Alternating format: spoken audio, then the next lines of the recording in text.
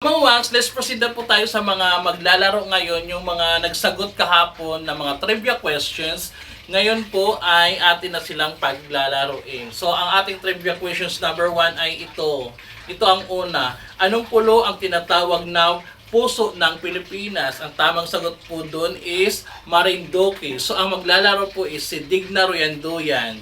So, tingnan po natin ang kanyang kapalaran.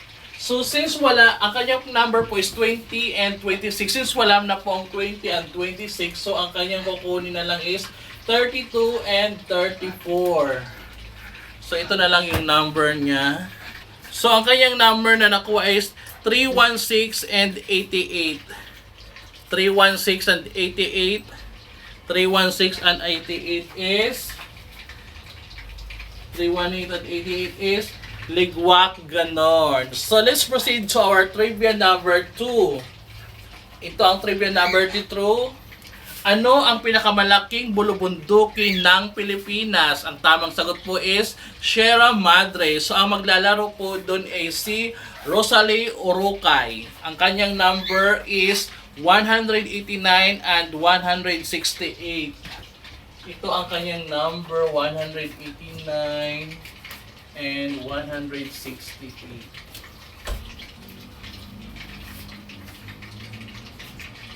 So, ang kanyang nakuha is 441 and 231. 441 and 331. 441 and 231.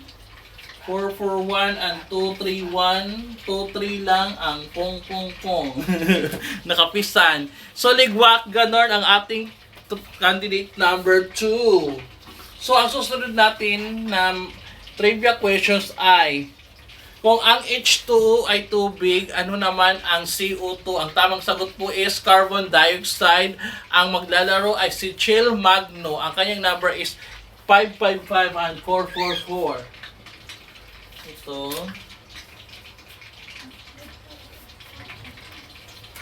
Ito. 221 and 268. 221 and 268. Wala ka 223 lang. Nakapisan. So, Ligwak, ganon. So, better luck next time mga Wangs. Abang kayo mamaya sa aking trivia question ulit. Maglaro po kayo ulit. Thank you for watching.